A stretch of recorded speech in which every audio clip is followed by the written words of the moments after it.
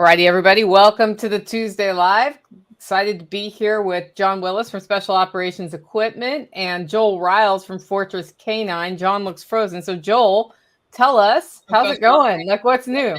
And Joel Riles from Fortress K9. John looks frozen. So, Joel, tell us, got a little bit of echo on my like, what's side. new? Can you hear me? And Joel Riles from Fortress K9. John looks frozen. So, Joel, tell us, got a little bit of echo on my side. Let me do this. I just muted Joel Riles. All of a sudden, we're having some weird stuff. So, John, what's new? Well, we're having technical difficulties. I've got John on Matrix and no echo. And Joel, we had an echo from you. Have you done something to change that? Let's try you off mute. Matrix and no echo. Nope. Okay, so what probably is happening is there's a YouTube channel open somewhere in somebody's browser, would be my guess. Now he's looking. I'm sure John doesn't. John, can I hear you? Okay, great. What's new at the compound? Looks like we got weather coming in. We turned some turkeys out into their own pen, and they don't like to stay in their pen, even though it's way better than the tractor they were in. So they've been getting out at night, and something ate one of them last night. So we now have 3 turkeys. They have gotten out and are now massed up back around the tractor. So I just put them back in the tractor. So sucks for them, but I guess that's what they know, right? They never knew freedom, and now they're scared of freedom. I lost all my Nicole. You got it. All right, cool. I had Joel. the YouTube window open. My bad. Yeah, I was like, that sounds a lot like a YouTube, actually, as I listened to that delay. So, Joel, what's new in Florida? Not much. We're training a bunch of young dogs, and we're pushing some of our older dogs, and a lot of we're starting to do a lot of tactical training with the dogs. So we're gonna have some cool stuff for SRF, and I got a young kid that's been jumping into the bite suit with me. So we've been able to do some multiple attackers, and I've been able to get a lot more handling with the dogs, because normally I have to be in the suit, so I've got to have other trainers deploying the dogs on me and stuff like that.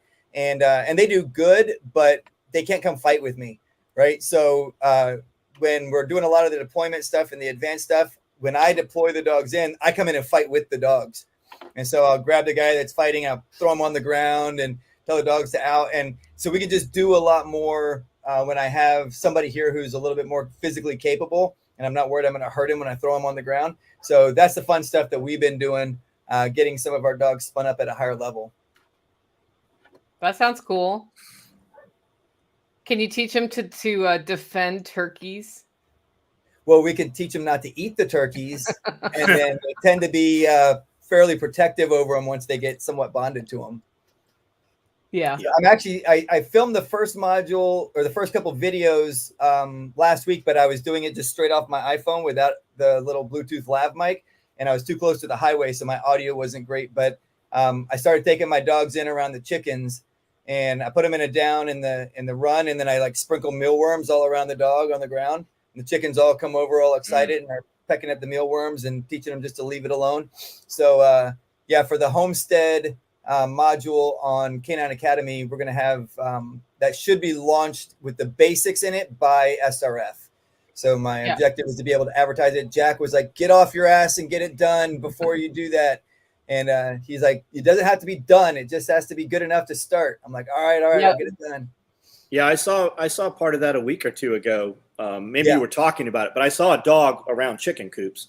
Well, I went ahead and posted them, and I was just like, but these have to be refilmed, because like I'm talking and I'm talking pretty loud, and at times like when a semi drives by, it's like, you can't hear, and then all of a sudden I come back because like the ambient noise went low enough that you can hear me again. So I was like, yeah, that can't go on the Academy. But the nice thing is I always do it better the second time around anyway, because I do it the first time and I'm like, oh yeah, I should have mentioned this and I should have done that. And then the second time around, you already kind of have in your mind a little clearer exactly what you're going to say.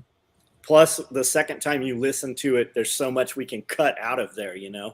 There's so much. You're like, oh, we can condense this. Yeah.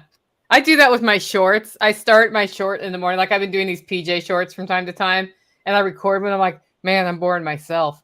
And I stop it And then I say what I finally figured out I wanted to say shorter. Yeah. That's one thing I was doing. I do those little motivational talks in the evenings, and I decided to limit myself to 3 minutes, no more than 3 minutes. And I'm watching the little time click by on the screen going, get it out, man. Like get the message that you had in your brain that you wanted to say, you're running out of time. So it kind of helps cut down on the little tangents. You know, I tend to go off on tangents if I don't have a little bit of something restraining me from doing that. Yeah, that's a good method. So you're coming to Self Reliance Festival, and you've already kind of told us once what you're talking about, but go over that again. Okay, well, the last 2 times we were there, we were talking about using protection dogs for your family's defense. And I just felt like the second time we were doing it, because I'd done the same presentation also at Prepper Camp for 2 years running. And I'm like, this is getting old. Like we need to get some new stuff going on here. And so I kind of ran the idea past you at the last one of the protection scenarios is what I call them. But basically, what are the most likely situations that you would find yourself in where you have to defend yourself if you're going to ever be in that situation? And how do you prepare for that kind of stuff, right? So I've always broken it down into 3 basic categories. You have the potential of a home invasion, and whether you live in a suburb or a city or out, in a farmstead, that's a possibility. You have an attack at your vehicle. So that could be you're inside your vehicle at a red light in a bad part of town, especially if you're in someplace like New York or LA or something like that. And they take advantage of the fact that you're stuck in traffic to try and come up and do a robbery. Or you could be loading groceries into your car at the Walmart, and you're distracted because you're putting stuff in and you're not paying attention to your surroundings, and that's taken advantage of. And then the third potential is it's usually some kind of a surprise attack if it's this, but somebody kind of just attacking you out of nowhere. It could be a woman's running on a trail, and a guy's been kind of stalking her a little bit and sees she comes to this trail and runs this time of day every day. Here's a place where there's nobody around. I'm going to wait for her to come and jump out and grab her and drag her into the woods, right? That sort of thing. Or you're walking a parking lot that doesn't have a lot of people in it at nighttime, and they kind of wait for an opportune moment, grab you, throw you in a trunk, and try and drive away. So those are your 3. If things are going to happen, we're not talking about like a bar fight or somebody just decides to punch you in the face or something. Actual real threats to your life. Those are your 3 kind of general broad categories. And then going over number 1, having realistic expectations of a confrontation. A lot of people think I'm going to learn knife defense, and if somebody attacks me with a knife, I'm never going to get cut. And it's like, that's not how knife fights work, right? We often that's not how any fight works. Get punched. If you get in a knife fight, you're getting cut or stabbed. You get in a gunfight, you might get shot. So you have to be prepared mentally for one of those things to happen, and I'm going to win the fight anyway. So we're going to talk a little bit about realistic expectations, and then mentally preparing yourself for a defense situation. And then the big parts that'll be different from the last talk that I didn't go into really at all on those is planning for the defense, planning for what you're going to do, and then actually putting that plan into action. So I use examples. These aren't necessarily the thing that you would want to do, but if your version of I'm going to be safe in a home invasion because I have a shotgun next to the front door, and if anybody comes to the house, I have the shotgun right there next to the front door. Number 1, there better be a fucking shotgun by the front door, right? If that's your plan for that defense and it's in the closet in the bedroom, well, right there, it didn't work, right? And then the other one is, are you really going to pick that shotgun up, have a round in the chamber, because you're not going to rack the slide as people are charging in your front door, and be ready to use it. And so, actually making a plan that's a realistic, functional plan, and then preparing, doing the pre-steps in that plan to actually carry that plan out should you ever need to. If your solution is I carry concealed, so if anybody breaks into my house, I'm good. Is your gun on your person when you're at home? Or do you come home and put your gun in the dresser drawer because it's uncomfortable to wear, and you chill out on the couch and your gun's upstairs? Well, you can't use that as your planning method if your gun's not actually where it needs to be. And so we'll be going into some more detail on that, of how to actually go through and make the plan, and then how to make sure that plan can be carried out should it need to be. And so that's the objective on this one. And then, of course, we'll still be doing some dog deployments and some cool dog demos and all that fun stuff. Because who doesn't like watching dogs bite people? I mean, that's the best part, right? Is watching the dogs. It's the funnest part. It's like you interact with Joel's dogs and they're like super sweet and they'll let you touch them and all of that. And then they just go rip the crap out of somebody in a bite suit 10 minutes later. Yeah. We're going to do some muzzle stuff this time too, because we get a lot of questions about, well, what if the person doesn't have a bite suit on? And so we'll be doing some muzzle deployments and things like that, which look a little different than the bite suit because they can't actually bite you, but they just basically pummel you with the muzzles.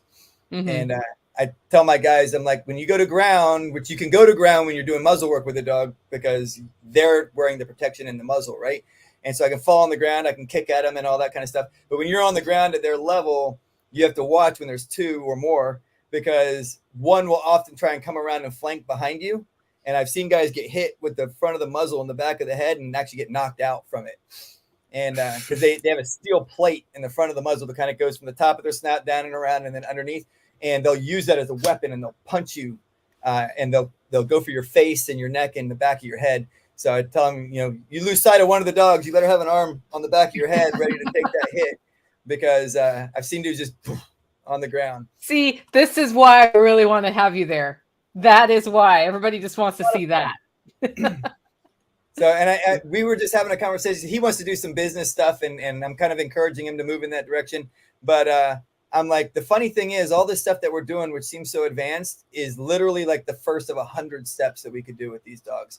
There's always another thing. He's like, aren't you worried somebody's going to come and train with you and then learn how to do something and then go do it? I'm like, no, because then I'll just do the next thing and they'll still be behind. And it's like there's no shortage of what we can do with them. It's only limited by our imagination and then understanding the dogs and being able to make them do it. Well, if you 10x the number of people who train dogs like you do in the country, how much competition is that really? I don't view it as any competition. Right. Because the reason most dog trainers and people that are doing kind of what we do and are selling dogs struggle is not because there's too many dog trainers. It's because not enough people know that this is even an option. Yeah. And when they find out it is an option, there's not a lot of people who do it. And if there were a bunch of us who did it, then almost everybody in the country would know it was a capability. And then all I have to do is show, well, this is why I'm different than everybody else.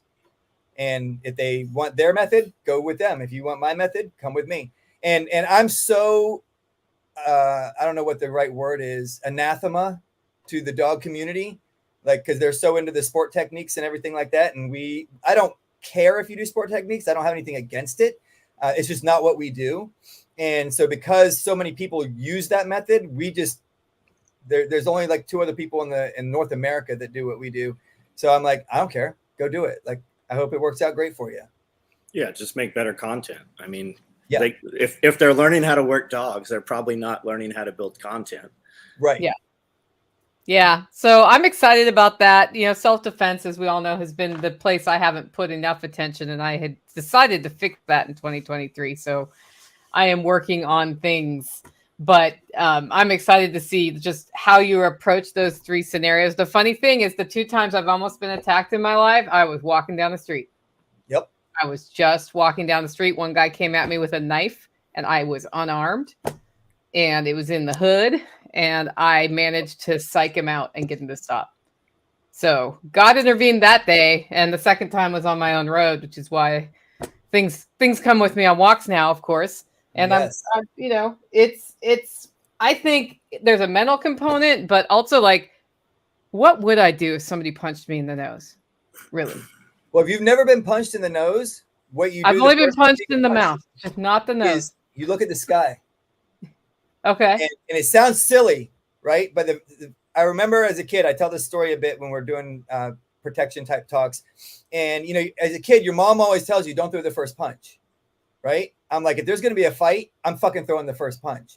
Because the first fight I ever got in, we're smack talking each other and talking about each other's mamas or whatever, like 6th graders do when they're, ramping up for a fight. You got to psych yourself up for it first. Yeah. And the dude was bigger and taller, and he was kind of on the heavy set side, which, I was a tiny little skinny kid. So, and he punched me in the face, and I was looking at the sky, and I was just confused. I was like, why am I suddenly looking at the sky? And my head came back down, and I was looking at the sky again.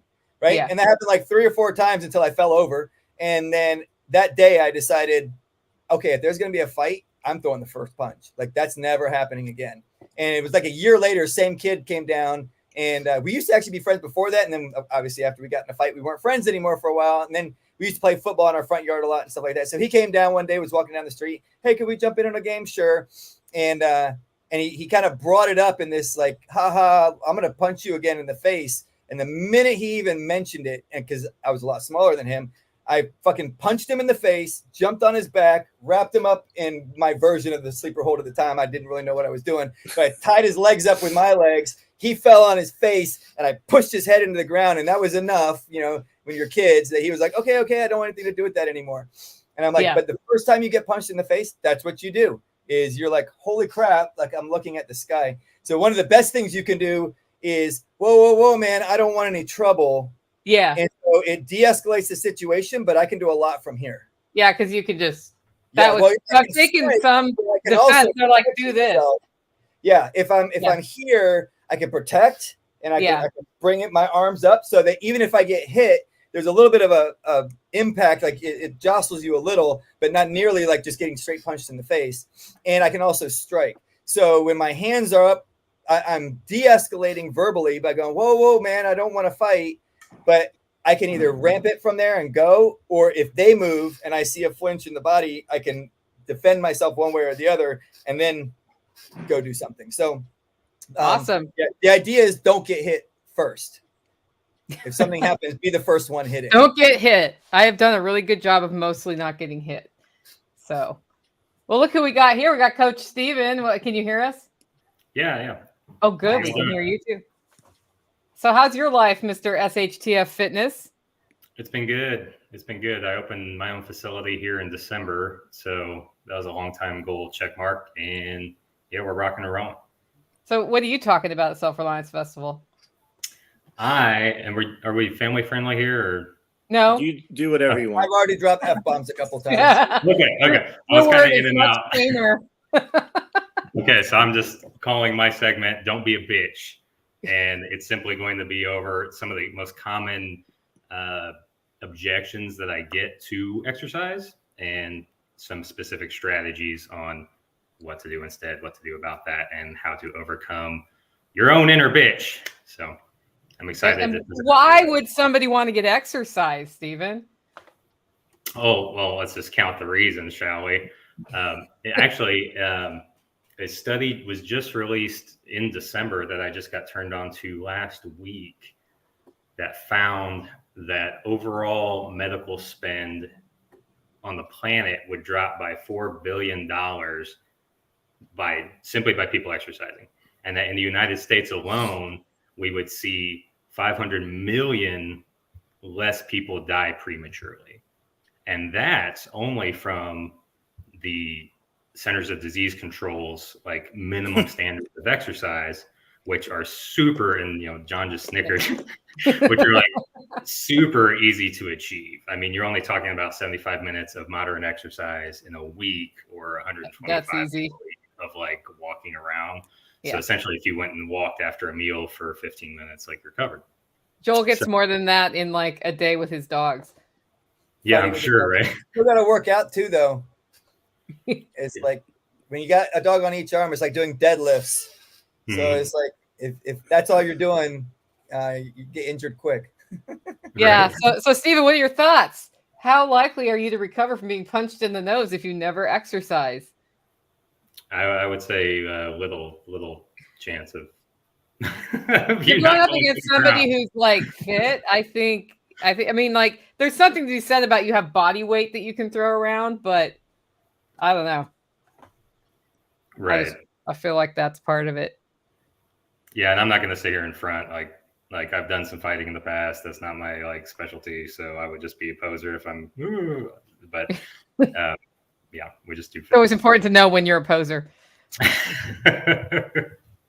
So you opened a gym? Yeah. Or a training workspace? Mm-hmm. Are you able to do that full time now? Oh yeah. I've done this full time for years, and just operated out of different facilities. And so yeah, like this is my full time gig. Like I can't even take any more clients in person. I'm just like busy to the hilt. So And then the SHTF is just an effort to speak to the community and try to serve in that way with some more prepper-minded, liberty-minded individuals. Cool. So what are you going to do about that to grow? Well, we're going to start hiring people, which is both exciting and terrifying at the same time. Because my experience so far is like the younger kids don't have the experience necessary to make the amount of wage that they want. And there's not a whole lot of humility there. So I'm confident that at some point the right person will come along. But we'll see what happens. What's y'all's experience been with hiring people here in the last few years? It'll be your biggest frustration that you have. Agree. Joel? Like do you want? But what No, I I'm on do- the crew, so I get it. Yeah, what I've tried to do, I call them interns. I have young guys that'll come in and train with us for periods of time to learn. And I've just found giving them realistic expectations right up front solves a lot of problems. So if they're like, I want to do, and they say this stuff that's all pie in the sky type stuff, I go, well, you can get there, but here's how it's going to start. And here's your realistic beginning stuff. And if you do these steps, then this is what you can expect in a year and 2 years and 5 years. I think Amanda is responding to John's statement of it will be the most frustrating part of your job. What thoughts on other ways he can scale to grow without adding employees? Raise your price. I mean, you just got to creep your price up. You just deal with higher end customers, especially if you can show results, right? If you have a catalog of people who have changed their whole, way of life and the way they move and the way they, feel, especially forward facing, if you can show that, then you can raise your prices.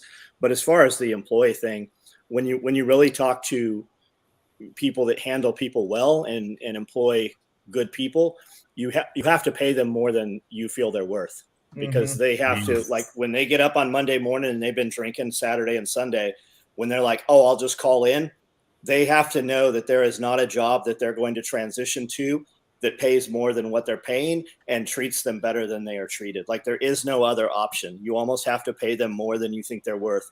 And you're going to go through 100 to find the one, but eventually that one will show up and he will move how you move and he will perform how you perform, and you pay that person. I have people that literally are on my floor right now that have been here. I mean, a quarter of the time, other people that have been here, and they're making twice as much and over twice as much. I pay for performance. And when you find that person, you make it very painful for them to leave. Yeah. Well, and I think it's also important to make sure that they know what you're giving them too. I made this mistake mostly with clients early on, is I would do them a favor, right? I'd give a discount, or I'd do extra training, or I would give something extra in what we were providing, but I wouldn't make it very clear that that's what I would do. And then they would somehow down the road feel slighted. And then you feel even more pissed off because you put all this extra stuff in for them, but it was never communicated. And it can sometimes be uncomfortable to do, but I normally do this, but for you, I'm going to do this extra thing. Here's what I expect in return for it. And so that everything's crystal clear in everybody's minds. I guess it's just communication. We just got to be better at it. Yep. And Weapons Junkie there, I actually know him. He manages hundreds of people for huge corporations. So he will definitely have, I'll bet 95% of his job is just developing people.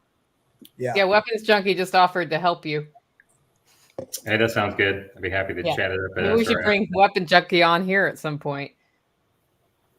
Yep. Anyway, so you're talking about don't be a bitch and get over yourself and actually take control of your physical. I used to think it was bullshit that just getting up and exercising every day was the one change I needed to make to become successful, because a lot of people say that. And then I started getting up and exercising every day, and a whole bunch of stuff changed for me.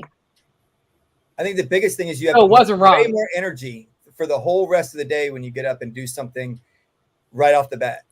It ignites that's something. The biggest thing I noticed.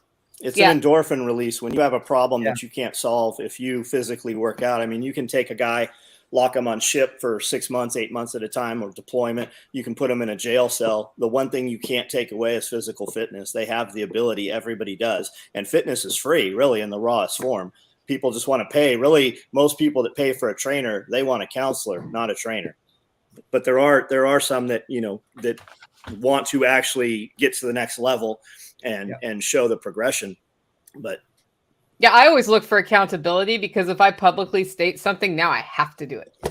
And the same thing is, if I have to be ready for my next training session, whether it's vocal training or whatever, or coaching, well, shit, now I had to do the work in between here and there. And I find that helpful for how my weird brain works. So it releases endorphins.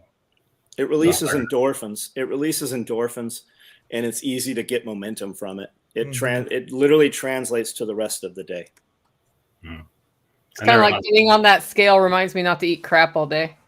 It ignites you. I used to work out at night, but I never slept till 2, 3 in the morning. If I work out at 8 o'clock tonight, I'm not going to be to sleep by 11. No way. Yeah, what were you going to say, Steven? I just said that that's certainly true. But yeah, a lot of people, they'll pay me for that accountability factor, right? I deal with a lot of people that they not only need that accountability, but they need somebody to actually show them the ropes, right? Now, you can go and watch YouTube videos on how to do everything, but that's not set up for your own injury history, your own limb length, and all these things. So you need to be properly assessed, ideally, in order to get good and sustainable results. I was just talking to one of my guys yesterday that just started, and he was thankful for me because he had the willpower to at least get started, but he kept injuring himself, and he was just trying to replicate what he had seen done. And ultimately, some of the things were just not meant to be for his body type ultimately. And so it just took me to give him a screen and tell him what would be, injurious if he pursued this any further.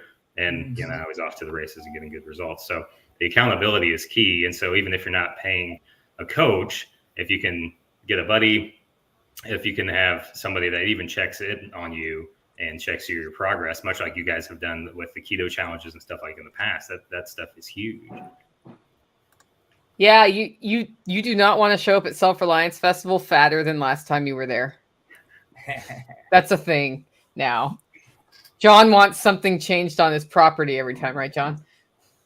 What I don't know. What's the correlation though? Well, just having the accountability.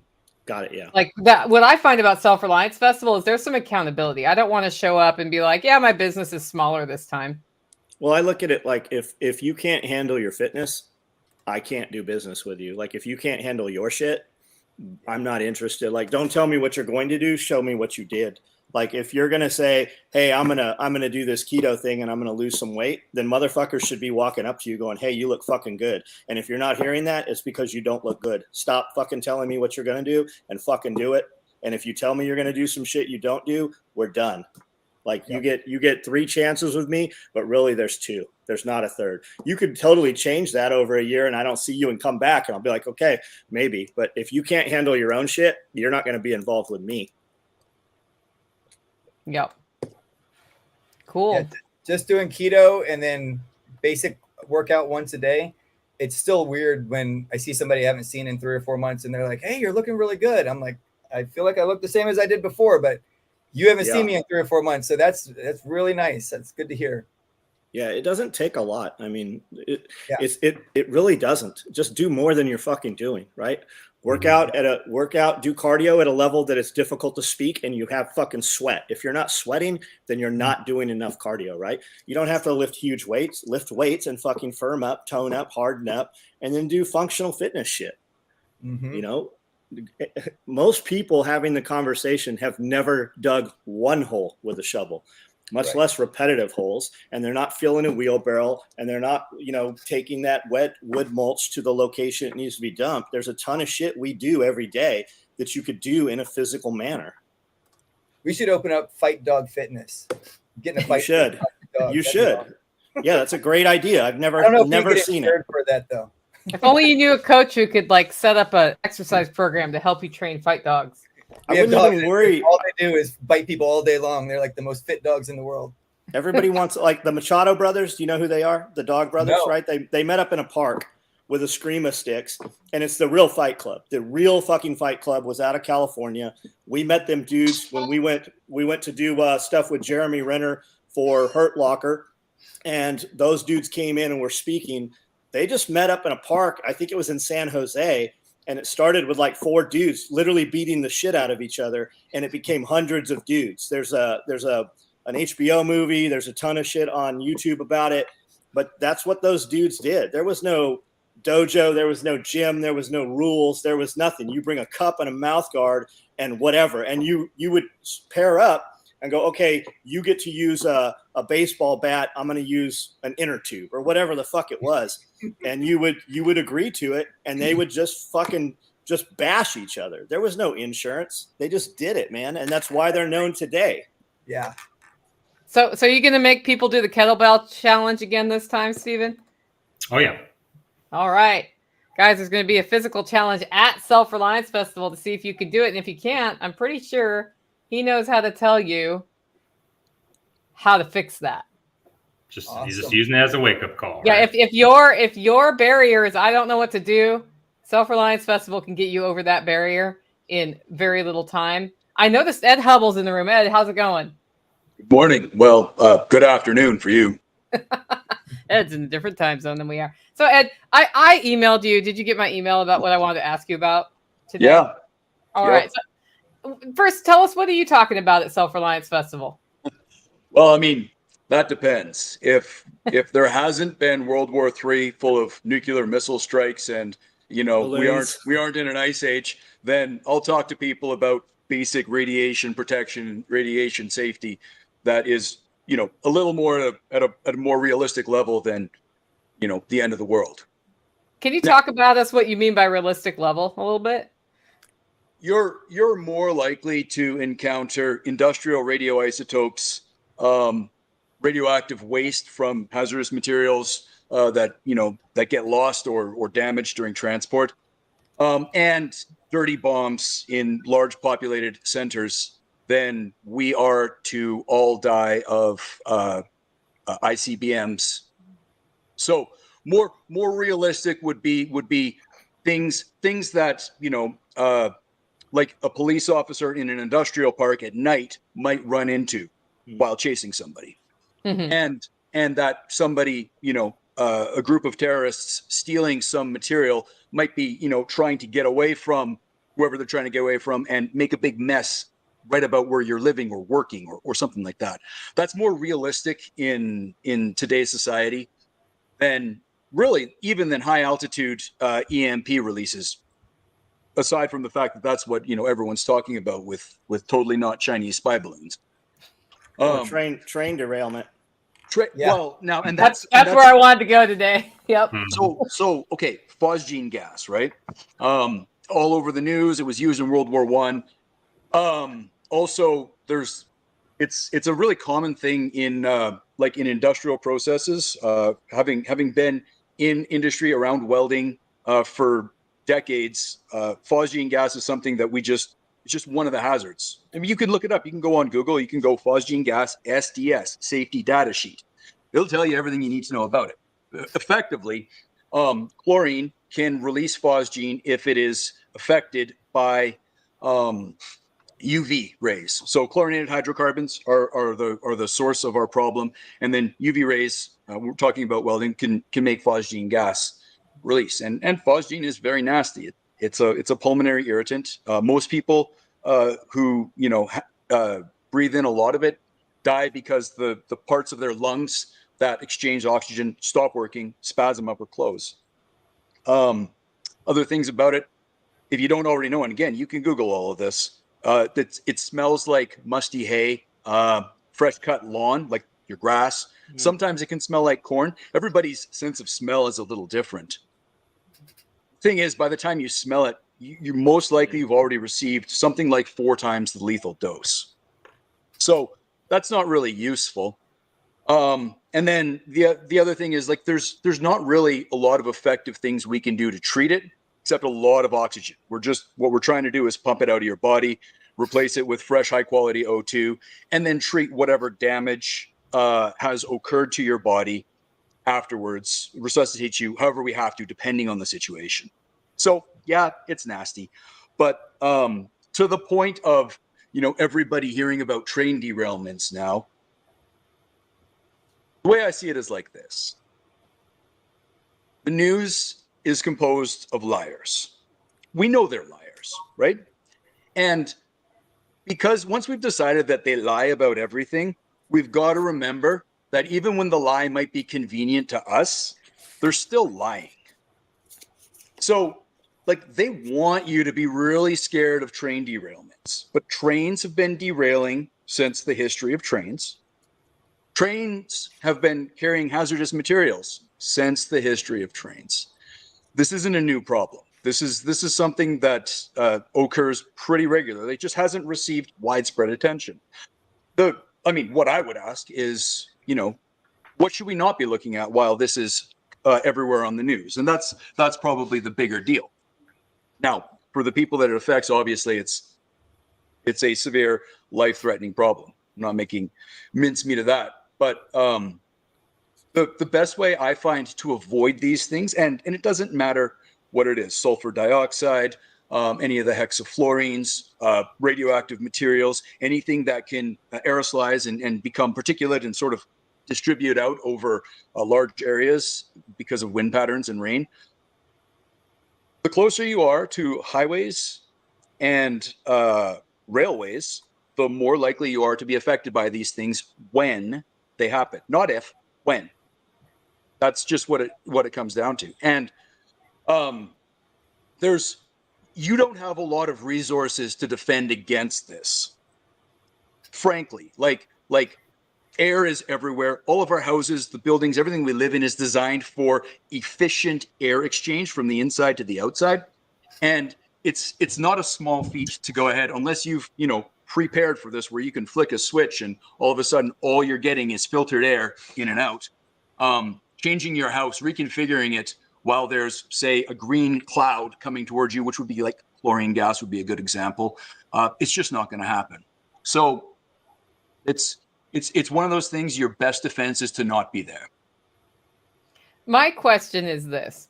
There's lots of critique of how the situation in Ohio was handled, where they blew up the train. How would that usually be handled? Is that like literally the only recourse? Because I don't know. Yeah. When it seems a little weird, like what the fuck's going on here? There's a little bit of that factor for sure. Mm-hmm. So there is some risk, and for those of you in the chat who don't know, I'm in northern British Columbia, Canada. I'm literally thousands of miles away from this. I don't have eyes on the ground, so I don't know exactly what chemicals, what the whole, the topography looks like. There's lots of factors that go into this. My concern would always be extending the range of whatever air cloud, like whatever's been distilled into the air or evolved into the air. I would want to minimize that. So anything that I would do would be to try to get that to the earth right there so it can be dealt with. Because when it's in the air, it's really hard to deal with, right? Because weather patterns change; they're constantly fluctuating. And so I would always, like, if I could fly, a mountain over top of that and drop it on that spot, that would be my preference. Like and a so sarcophagus. anything, right, yeah, exactly. So anything that does the opposite of that, I'm a little leery of. So there's animals dying all over the place right now. Well, fuck yeah. I mean, 100 miles out, all the fish are dead. Birds are on the ground. Cattle's dead. This morning, people 100 miles away, their animals are dying. There's a guy breeds foxes. A lady was showing her chickens this morning. They're detecting it 500 miles away already. It's not what they're saying it is, or at least that's how it would seem. I have a client who was evacuated from there, and he was able to drive through last night at like ground zero and physically drive right past there and send me video of it. Like, it's a dude I actually know. But there doesn't seem to be any like, hey, you can't come in here. Hey, this is, and then they were saying a lot of the chemicals that are created from the explosion, it creates sulfuric acid, for instance, is one of them. But a lot of the stuff, as it settles, it's clear. You don't know it's there. So you have to go through and wipe all of your shit down. And that's on you, right? There's not a hazmat dude coming in or a decon company coming in. It's just like, hey, guys, come on home. Wipe your shit down. Sorry. And nobody, generally speaking, people don't know how to decontaminate things. Like, like most people need to be taught how to wash their hands. Lots of adults need to be taught how to wash their hands, right? And so like decon, that's a whole different thing. Joel, good to see you. Bye. You too. See you guys in March. Gotta go. Yeah, bye, Joel. I saw a report saying that the placards on the tanks were incorrect and that material should not have been on that train line. Yep. And that there's another like hazmat train line or where they can haul more hazardous shit. And this was actually on the wrong train line, the train company. It's like everything else right now. Everybody is understaffed. Everything is not being taken care of. Maintenance has been pushed out. The crews are not running as they should. Breaks in between time. You're seeing a lot of talk of that. They are saying that the axles were actually sparking and on fire for miles before the actual derailment happened. Yeah, it's just a weird situation. It's funny because there's been this push, right? We want to get rid of pipelines. Pipelines are dangerous because they leak everywhere. And what wasn't sort of, balancing that out was, hey, this shit's going to move somehow. And pipelines aren't on railroads and pipelines aren't on the highways. I've spent years in working with pipelines, and it's not that I'm biased for or against them, but there are better ways of moving the really volatile products than putting them on a truck or putting them in a rail car. There's better ways. And so it is like, it's on us as a society to look at that and go, we should just put this in a thing that's under the ground so that if it is a problem, we can actually contain it because now there's ground on top of it, right? And then we can localize it and work with the problem. And it's not in the air that everything needs to breathe. So it can certainly be done more effectively. That makes sense. Okay, I'm going to add Angela in too. Hi, guys. Now for something completely different.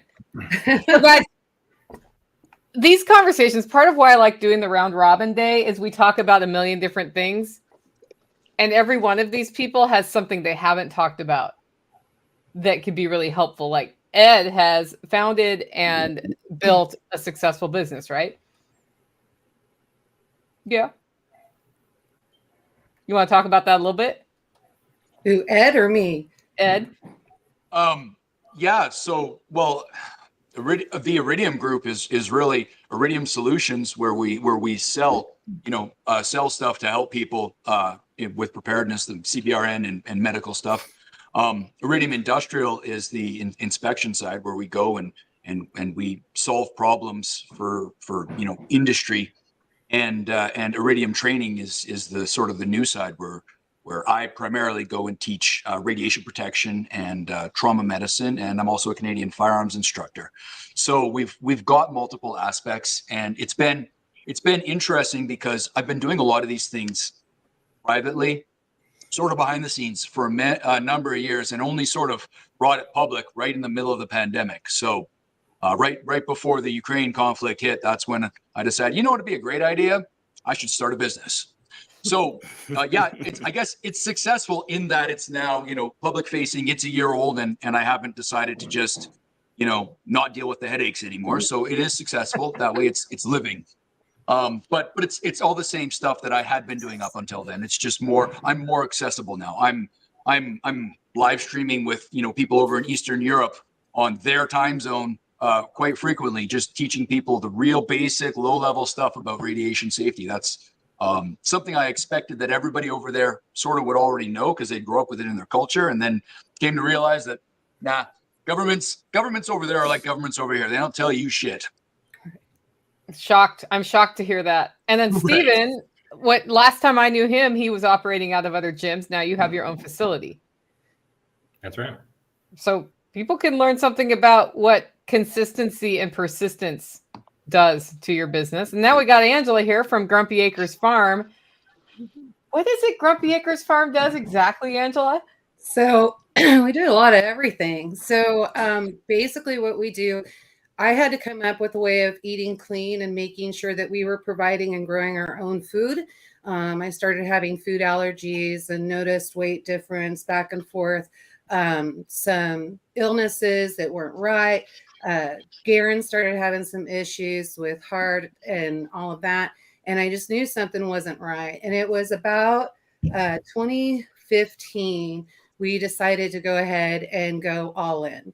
And so we started growing our vegetables and growing our own meat. We started with sheep and goats and chickens and ducks and turkeys.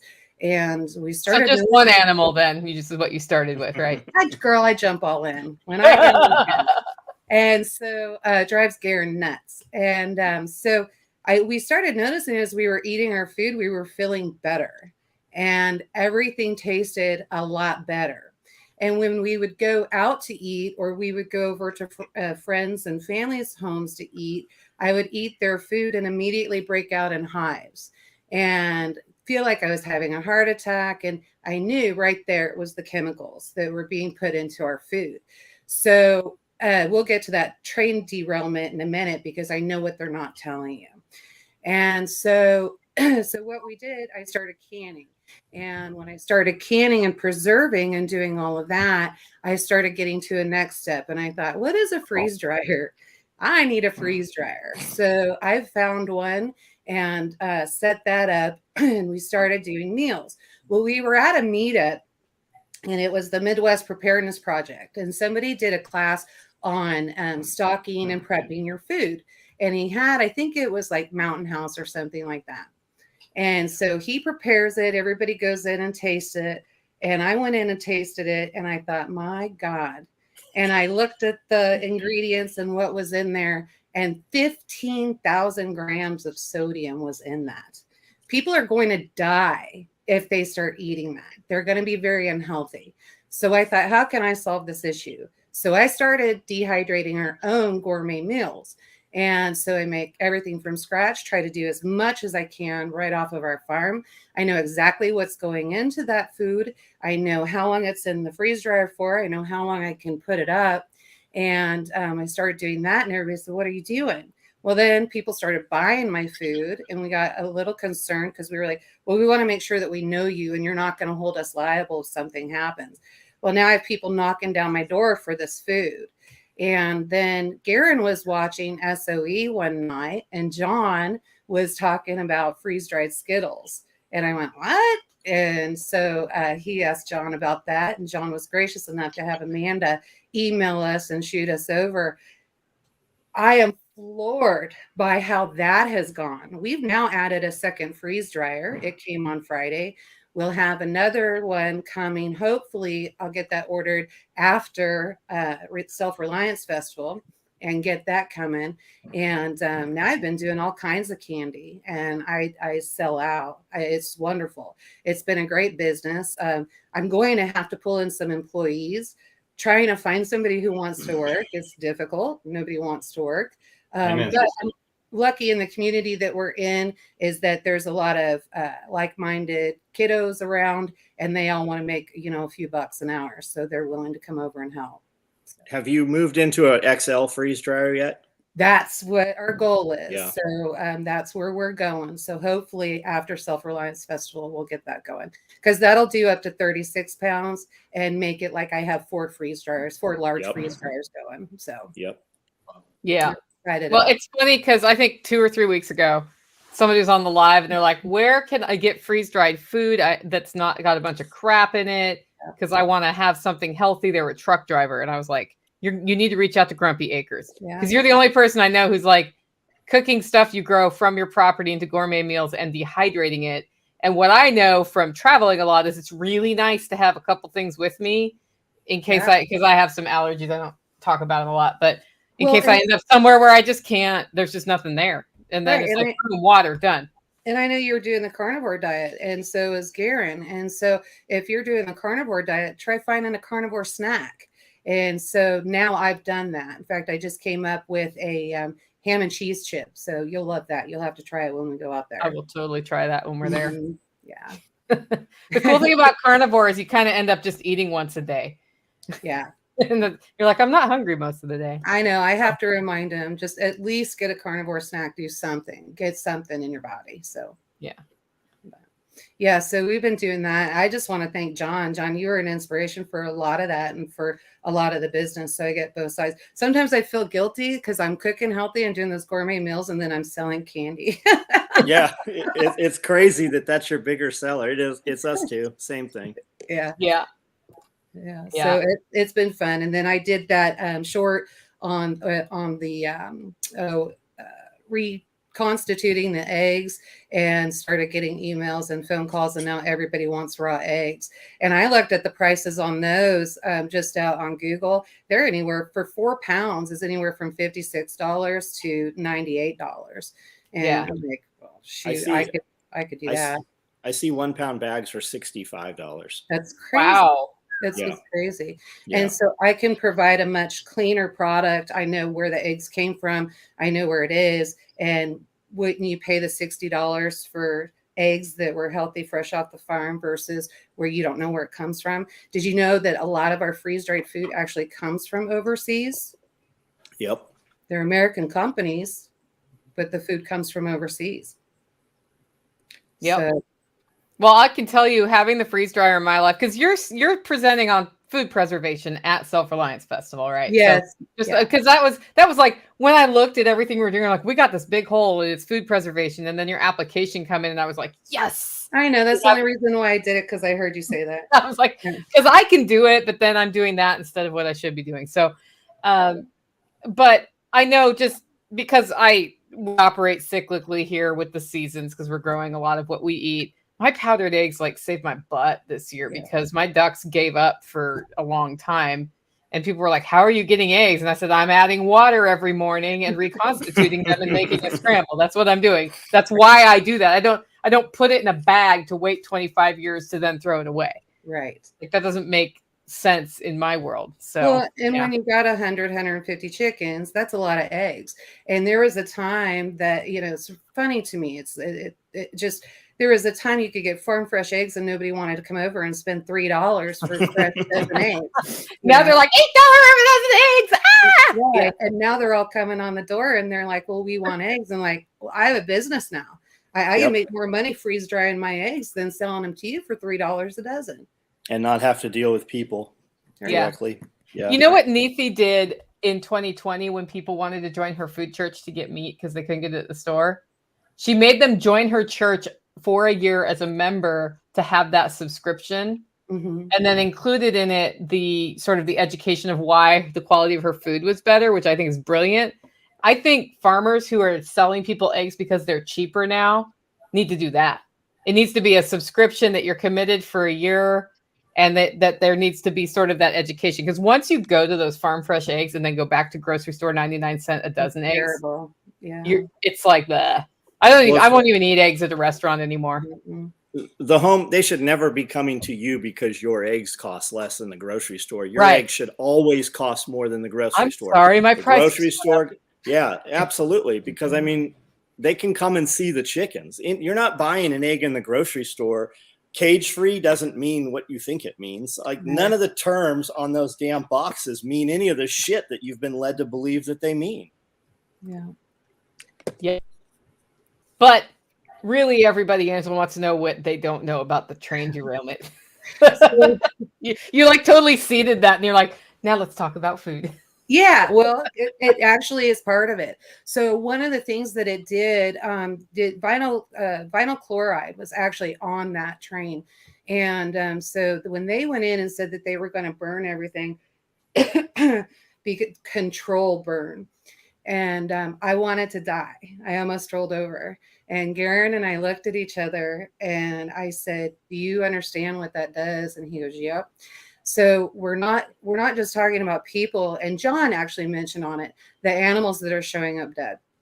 And so it actually goes even deeper than that. This is agriculture. So if you understand ag, there's several different layers of everything that happens. This vinyl chloride will go, it's released out into the atmosphere. Sunlight breaks it down. When it breaks it down, and John's right, it's invisible, you can't see it. It turns into other chemicals. So one of those chemicals that it turns into is formaldehyde. And so now you have farmland that is covered with all kinds of different chemicals. So when you've spent so much time on your cover crops, getting everything in the system underneath there to be working so that the corn's coming up correctly, so that the wheat's coming up correctly, so that all of that's happening, you're feeding your animals, not having to run to the feed mill to get what God knows what feed in there, and you can't graze them because now you don't know what they're eating, right? So these chemicals come down, it's all in that grazed land, and those animals are eating that. So everything is affected by that. So there's to be redone. How you do that, I have no idea. This is a big problem. So if you thought that there's a food shortage now, just wait. How do you remediate that, Ed, when it's all over the land? Like, how long does it last? Do you know? Hemp. Yeah, hemp's a good one. Hemp is I don't know. I don't know much about growing things. I do know that hemp is great for pulling toxins out of the land. We've been abusing our farmland for so many decades now that the number of pesticides and toxins that are generally present on land and in streams would, it's enough to make you sick if you focus in on it. Sick to your stomach. Just think like, is there any way that we can possibly move forward? What I generally look at is there's a threshold at which we will kill our ability to survive on this planet. Yeah. I don't think we could kill this planet. I think we'll kill ourselves long before the planet will keep spinning, million years to 10 million years, and then, re-evolution. But there's certainly a threshold of fuckery that we can do that will cause this planet to be like, this virus is done, gone. Where we are on that scale, couldn't tell you. But, humans, it's sort of like we're pre-programmed to mess with everything. Like, we just can't be like, we should leave that alone. And they're like, okay, cool. On Saturday, we said we'll leave this alone, but now it's Tuesday, so let's do it. They meant you'll leave it alone, not they them. will leave it alone. It's continuity of government. It's not continuity of society. And if you have a major incident take place, they will not be coming to, if they come, it's not to save you. They do not have the resources if it gets to that point to save you. They will eliminate you in order to have resources to feed themselves. It will never be for us. And Tori, if you're going to reorganize your house to do indoor winter growing because of this, make sure you do it in a way that empowers your household. Because I know how hard you're working to have a functional household. I wouldn't go out and spend hundreds of dollars that don't make sense to do that. Although I love growing indoor in the winter. So I've set it up so that it brings me value and augments my food. Just thoughts on that. I just saw that fly by. So Yeah, Angela, are you in Ohio? No, we're not in Ohio. We're in Kansas. We're in Northeast Kansas. Tag from Life Done Free. He just lives right up the road. We're same community. Oh, awesome. yeah. Mm-hmm. Yeah. So we in fact, he I'm thankful he is in our community. He saved our bacon because a lot like his story, we had to make a choice. So we had a homestead in Pleasant Hill. My husband worked for the government, and we were forced to make some choices. So we sold everything and started all over. Yeah. If it wasn't for them and others in our community, there's no way we could have moved all that livestock. That was a That's mess. awesome. Yeah. That's awesome. So do you look at Ohio and feel like you're too close to it? No, and I'll tell you why. I feel like on our land, what we've done. So Garen does permaculture, and he does permaculture design. And even though we're starting all over, and we're trying to get things going, we have enough cover crop and that kind of thing, and we have enough barriers, if that makes sense, that I think we're fine. So the position that we put ourselves in, and I was a real estate agent when we were in Missouri, and Tag did some research on this area. So where we're at, we actually sit in a valley. And so in this valley, the air kind of circles above us. It doesn't really come and lay in. And we're actually, if you look at a map, if any of the nuclear plants were to get, or nuclear bombs or wherever they came from, the way the jet stream moves, it moves away from us. So we really don't get any of that garbage. So I think we're okay. But, I mean, if fear can paralyze you. And so if that's what you're going to do and you're going to worry about that, I'd rather worry about stocking my pantry and making sure my kids have something to work for. I don't want to paralyze myself so that I'm not doing anything. That's what I think. I see so many people do that, and they do that even in canning and freeze drying. They'll say, well, USDA says you can't do that. So no. Yeah. Then don't do it. But my pantry looks better than yours. And who's going to tell on you? The people in those groups, right? The people that you consider your friends. You want to see crazy shit? Look at the rabbit and chicken groups and the canning groups. Oh my gosh. Death threats come in. Yes. Insane. I'm going to kill somebody. Well, don't eat my food. Nobody's died so far. And if you can't recognize botulism and mold, I don't know what to tell you. Yeah. So, grow up, put your big girl pants on and move on. But I don't know. That's just kind of our thing. But yeah, no, I don't worry about being so close to Ohio. So, and it's fine. Yeah. The problem with the whole Ohio concept is Ohio's are happening everywhere. And they can happen. There's no, it's, the train derailments or the pipeline explosions or whatever are only going to happen here, everywhere. Right. The entire system but there's 2 more train derailments currently this week. One's in Texas. I don't know where the other one was. There's over 1,000 last year. Yeah. It's infrastructure, and it moves millions of metric tons of product a year, millions or some number across hundreds of thousands or millions of kilometers/miles per year. So you can't do that without some collateral damage. There's just we're inefficient. We as humans, we create inefficient processes. We try to get as best as we can, but these things are going to happen. And so like I said, it's not if it happens, it's when. And we don't know where. The train could hit a cow or some other large, like for us, moose, get swept off the tracks quite frequently. And occasionally, it's in a place on an angle or whatever, that train pops off. And then there's, whatever product was on there is now in the stream that's beside the railway track, which is very inconvenient. And it's a big problem, right? But we don't have anything better, right? Well, until teleportation becomes a real thing. I'm so ready for that. They're losing people, though. They won't come back together. Yeah, teleportation without losing people. I am ready for. Hey, you come back as a copy of yourself, and that just is what it is. You got to be okay with that. Yeah, they have that line open. That line is back open. They've brought in material and soil, and I heard that line is back running, and it's open. People don't realize when trains derail, they don't bring equipment out and set the train back on the track. It costs too much. They cut it up, scrap it. They lose more money. They literally lose millions of dollars a minute every time one of those rail lines is down. I got a buddy that's in charge of all of Tennessee here. And when there's a derailment or any kind of catastrophe, he's the dude in charge of all of it. And they come in with equipment, push that shit to the side, start chopping it up, and get that rail back open. Yep. Okay, we've got a question from the Peanut Gallery. Where do you get all your snacks for the freeze dryer? Wherever you can get them in bulk, the cheapest. Right.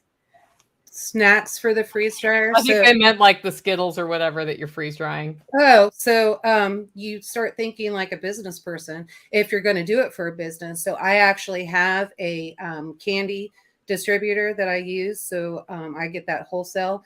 And that way I don't have to fight other people that are wanting to get into freeze drying Skittles for the last case that's on the shelf. I just have it delivered to my door. And so we're getting that going. I can do all kinds of different candies. So that's where I get that if you want the candies. As far as the snacks right now, it's more carnivore snacks that I'm doing. So that is, I cook a ham. And then I make a cheese sauce, and I put the cheese sauce in the freeze dryer, and then I grind all that down and then freeze dry the ham, and then come back, cut them up into chunks or whatever, shake them in a bag with the cheese, and then voila, you have ham and cheese chips. So that's what I do. You could do that with lamb. You could do it with pork. But if you don't have what I have available here, then go to the grocery store and just look at what's on sale. Yep. And then anytime you can buy in bulk, it's cheaper to move it on a freight truck than UPS or FedEx. So anytime you're buying stuff, and if you listen to Tag at all, you'll already have this in your head. Mm-hmm. I don't want to have to unload a truck with boxes. Right. I want to use a forks and unload the pallet and put it as close as we need it to the location. So whenever we're buying something, like when we buy gummy bears, I buy gummy bears 5,000 pounds at a time. Yeah. Like a semi truck comes up and we unload pallets of gummy bears. And to get price advantage, that's what you're going to have to do. Well, and we even worked out a deal, and he did really great with us. So if we order, when we order to over $2,500, then they ship free. Oh, that's awesome. Freight shipping to my front door. That's great. Yeah. And we have instructions with them, so they know exactly when the truck comes in, where it needs to go. And basically they do all the work for us. So it's not a big deal. That's perfect. Yeah. Yeah. I love this company. They're a like-minded company. They're family owned, and they great people. So I'm excited to do business with them. Here's an important question. Are you bringing these products to sell at Self Reliance Festival? Yes, we will have our vendor turn up. Yes. Yeah. I will bring less products, considering I'm going to be getting into a vehicle and driving across the border. And your customs officers don't like it when foreigners come to sell stuff in America. So if you want to ship something down, I'll give you an address. I will mostly be bringing myself, and then maybe a few things. Yeah. A lot of the stuff that I sell is actually more available to you folks in America anyways, because lots of it comes from America. So like I provide a good service to Canadians who can't otherwise, access it. But you guys have, a lot of my suppliers are, already friends with this group here. So, but you do sell something that it originates from Canada, right? Which is your training and maple syrup. I can bring you some maple syrup. Yeah, bring me Canadian kettlebells. Canadian kettlebells. See what I can do for you. and with that, there's someone at my door, so I've got to go. Okay. See you later, Ed. Good day. All right. Angela, are you doing yolks and whites or whole eggs? I've only done whole eggs. So what we do is we crack the eggs in and then get those in a blender, scramble them, and then I take the tray out so I don't spill anything. And then I pour it right on that tray and stick it right in there. I'm interested because, John, you're doing 100 eggs at a time, and I think there's like different pans. And we're using doubles. Yep, we're using the half trays. We're literally doing it right when I get off of here. We're doing 100 eggs. Where did you find those trays? Amanda can tell you. Okay. I'm sure we found it from Retired at 40 in the group, but I think they come from Harvest, right? Oh, okay. I'll look. I could be wrong. You have the large freeze dry, right, John? Yep. Okay. Yep. I was going to say, I want that link, but I have the medium. I do 60 eggs a batch. Yeah. The medium. So I've tried, and that being said, I've tried to do cooked eggs when just fried eggs. Mm-hmm. They don't look good. And I tried to feed it to Garen, and he's like, it's all right. So I don't want to put that kind of product out. But what I will do is I will go ahead and I will cook scrambled eggs and then put vegetables in it, mushrooms, cheese, just load it up. Or I'll do huevos rancheros, and I've got all kinds of stuff. And then I freeze dry that. And then, so those are already cooked and sealed and ready in a package. And then you have your breakfast. So nobody's going to starve out there. We do scrambled eggs and sausage, scrambled eggs and bacon, and just plain scrambled eggs. But for the most part now, we just run protein. If we're not running a load that we need for a promotion code or sale, we run cooked diced chicken or cooked hamburger, cooked and seasoned hamburger, or eggs. We're just running eggs and eggs and eggs and eggs. So if you're doing some protein, so we actually, Garen, one of the gals Garen works with, her sister has a, what are they? The pork rinds company. And so they were doing, it's a lime spice salt dust that they put on the pork rinds to give them that.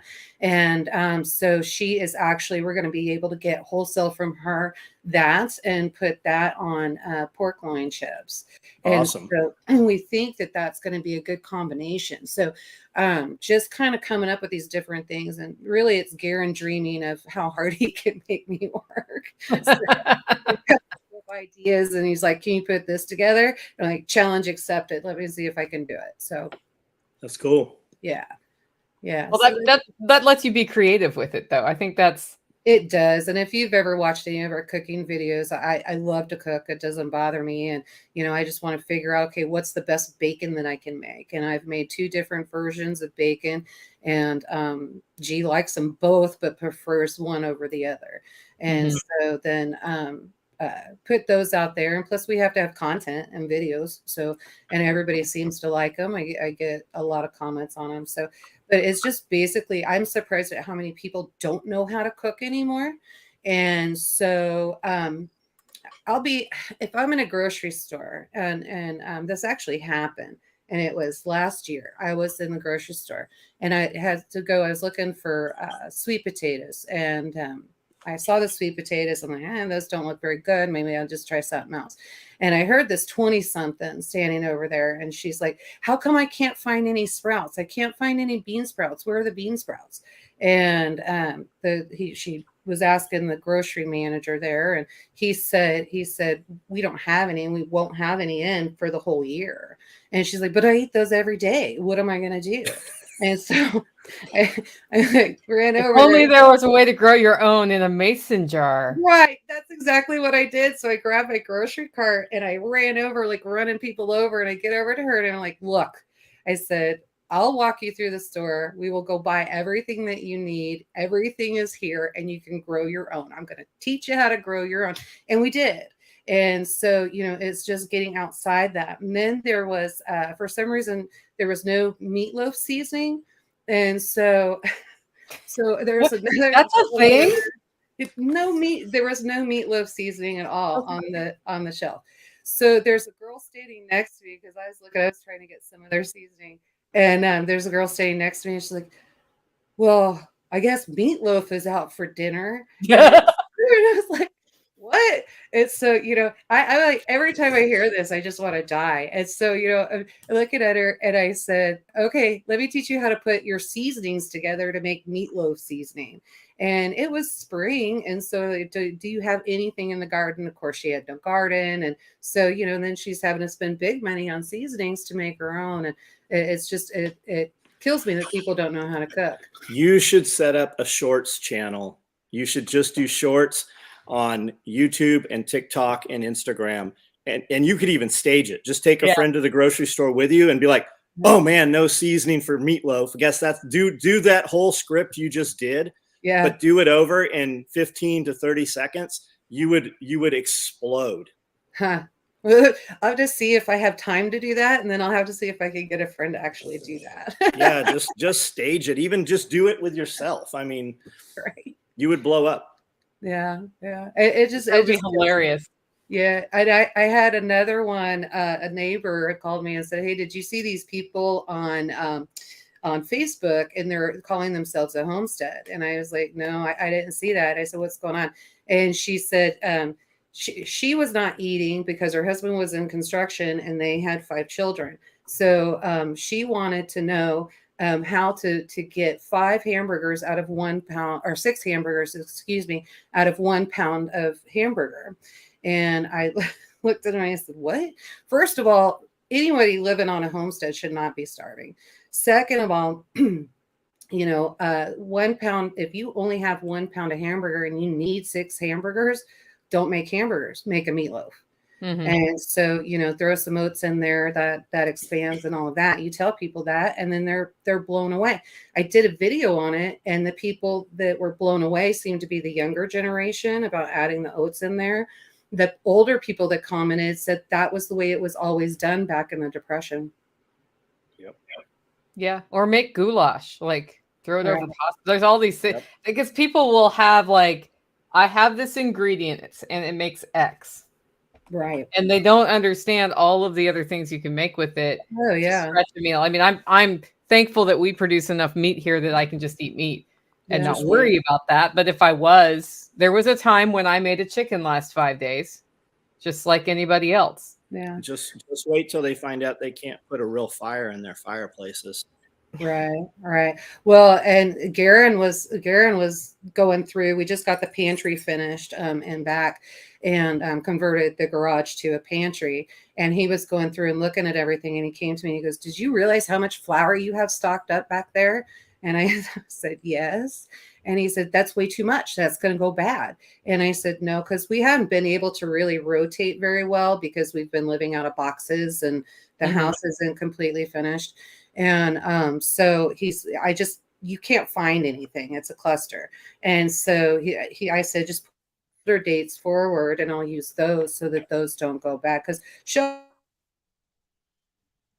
And so, but I have that flour and that's in Mylar and put away. That is not just in the flour bag, just to be clear, on the shelf. It is in a bucket in Mylar.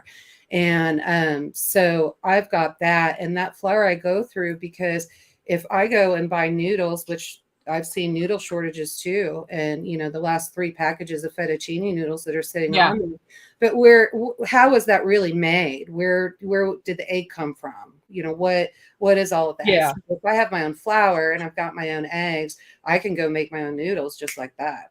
And you can make them without eggs if you want to. Like we don't have eggs. Like there's all the other thing we don't do very well is substitutions. If we understand the function of like baking powder in something and you don't have baking powder, you have a way to make something rise that's not baking powder. Well, you guys have applesauce. There's all kinds of stuff. So in the applesauce, cream of tartar will do it. Yeah. It's very interesting the way that all of that works. And that's what I love about having the orchard, because I don't have to worry about, in the bees, I don't have to worry about having sugar on hand. And most of the sugar you're finding isn't pure cane sugar anyway. The cheapest sugar that you're finding has been it's been processed, and it's not pure cane sugar. So, which is not healthy for your body either. And so, if anybody wants to know how I know, I was sick. I had a stroke at 35. I was 35 years old and I had a stroke, and it happened right after I went through the McDonald's drive-through. And because I shouldn't have been going through the McDonald's drive-through. I weighed 312 pounds. And so my body was very, very sick. And I finally had to have a conversation with myself, and then watching what my mom went through. My mom died at a young age. She was 57 when she passed, and had a lot of health issues as well. And I realized our food is killing us. And so, and I think, okay, conspiracy, I think it's intentional. And, I think it's absolutely ridiculous. And so just eating clean, and you would be so surprised. And everybody, when I was doing real estate, sometimes, you had to go out to eat with clients and you had to do that kind of stuff. And so I got here and I wasn't selling real estate anymore. I wasn't on the road all the time. And so I dropped even more, 60 pounds. And so everybody is just shocked, and they're like, "Are you okay? Are you sick? Are you sick?" I'm the healthiest I've been in years. And so, food is medicine. And I truly believe food is medicine, but food is also poison. And so you need to know where you're getting your food from. That doesn't mean you can't go to the grocery store and pick up chicken. You can't. Know the company, know what they're using, know where it's coming from. Did it get shipped over to China to be packed and then brought back? That does happen. So, know where the food is coming from, know where it's sourced from. If you go to farmer's market, then you know where it's sourced from. So there's all kinds of different ways. And you pay what you get what you pay for, if that makes sense. So yeah, you may have to pay a little bit more, but you're going to be healthier for it. Yeah. When you look at the package of chicken and it's got 4 or 5 other ingredients on there, you should probably find, if you can't pronounce it, you probably shouldn't put it in your mouth. Yeah. Well, and then, so you say that, and a lot of people have been saying that every year. So now, have you noticed they'll put other? Yeah. Other. Yep, and it says so- artificial sweeteners or artificial flavors. They don't even tell you what it is anymore, or proprietary blend. natural flavor. Natural flavors. Yeah. That right there is It's- some celery. It's like the food dyes. Like they're not even legal. Other countries don't even allow them. Yeah. Right. You know, it's funny, Angela. I had a similar experience with food where I felt terrible, and I went to Germany on vacation for 2 weeks years ago. Came back 15 pounds lighter because of the food. Yeah. And felt great. And I ate one meal from the most organic ingredients I could get at what was called New Seasons in Portland, Oregon, and immediately started bloating out again. Yeah. And that was sort of what started me realizing, oh, there's something wrong with the food here. And I was mostly not eating anything that was, whatever it's called. Processed food. I couldn't think of the word processed. Yeah. I was mostly eating I wasn't eating processed food, but there's sort of scales of this, right? You do what you can do to the best of your ability when you realize you want to take it on. And I think the first thing is just start eating whole foods. Yeah. And make your quality of your whole foods better over time. And cut the MSG out. And so the MSG is really a big thing. And so if you can cut out that MSG, which is that natural flavoring, and the others, all of that, if you can cut that out, then that's great. I was looking just to look and see what I could find. And I'll do that. I get curious and I'll just go through things. I can spend 3 hours in a grocery store just being stupid, not buy one thing. And so I look at these new seasonings that have come out, and there is another, and I for the life of me, I cannot remember the name of it. But it starts with an M, and that will actually cause cancer, and they're putting it in your seasoning. Letty Lou, Amanda has the same deal every time she goes to the grocery store. And it's usually kind of snide, like, are you going to leave some for anybody else? Or that's a lot of meat, or are you buying all the meat? But when you look in their cart, they don't have any meat. Like they weren't going to buy any anyways, but they've always got some snide shit to say. Yeah. So we didn't, on our chickens this year, did not process enough because the moving and everything, trying to get everything done. We didn't process enough chickens. And then we had those in the freezer. We had the freezer actually went out. We didn't catch it. Yeah, it was a disaster. And so, of course, we're not going to eat it. So then that becomes hog feed. And so we have that. So I had to go buy some chicken. And sometimes I will go buy things for ingredients just so I can see when I'm teaching a recipe, what you're going to be paying for it. Because I just think that's the right thing to do. And so it drives Garen nuts. And so, but I found chicken. It was chicken thighs, and they had the bone and skin on them, but I don't care because that becomes dog food, and I'll just take the bone and skin off. And so I went and bought those. I cleared out the case, and I had a woman literally tell me I was being ridiculous. And I looked at her cart, and I looked at her, and I said, well, if you want some thighs, you can go ask them to make you some more. Sure, there's more in the back. And $1.28 a pound, you can't beat that. So I can't. She wasn't going to buy them anyways. She wasn't. She just wanted to make a comment. Yep. So and I think part of it too is the economy, and I think people are frustrated. And I've noticed where before a lot of carts were overflowing, they're not anymore. And so people are they're frustrated, and I get it. But also. You can, Garen makes this comment a lot, and he said, if you're starving, it's your fault. Get off your butt, go get a second job, go do something, make your life better, make better decisions, and then figure it out. And I don't mean to be cold, but I'm just saying you have to be motivated, and you have to be motivated for this lifestyle. If you're not motivated for this lifestyle, you'll never make it. It's not an easy lifestyle. It's not. I do mean to be cold because I'm 50 years old and I slept on the floor of a shop for 6 months, and I'm here because I was willing to do shit that those people were not willing to do. When we go to the grocery store, we shop for 20 people that we feed lunch here to every day. I don't give a shit what anybody thinks anymore. Like we all have what we all have in common is we all have 24 hours in a day. It's just how they choose to utilize it. Exactly. So cancel the cable package, get rid of the vape, get rid of the cigarette, whatever it is you're doing, and just decide what's more important. Well, and even on the cigarette thing. So, I mean, I'm not going to lie. So I smoke, but I got tired of, and I know I do need to quit, but I got tired of paying those ridiculous cigarette prices. And then I saw the chemicals that they were putting in those cigarettes and didn't really like what I was seeing.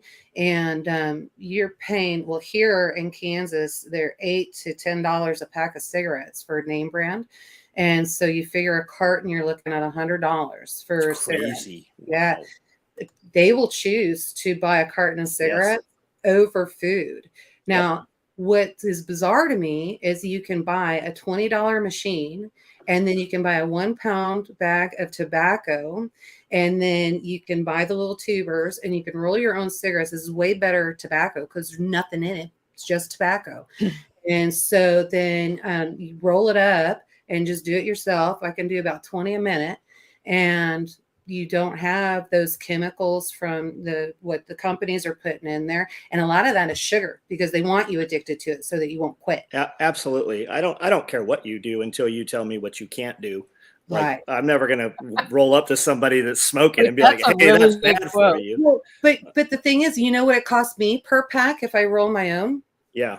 60 cents. Yeah. And here's the thing, right?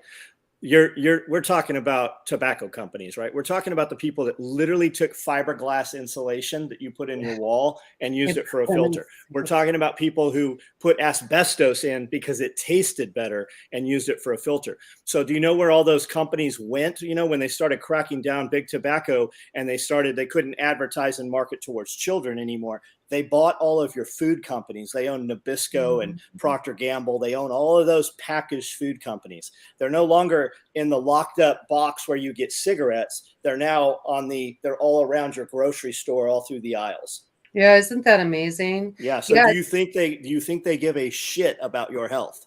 They don't. And like this comment, tobacco is easy to grow. Yes, tobacco is very easy to grow. We actually will be putting in medicinal tobacco this year, and we'll probably go ahead and try some of the cigarette tobacco as well. A neighbor of mine did, but he thought it was cigarette tobacco.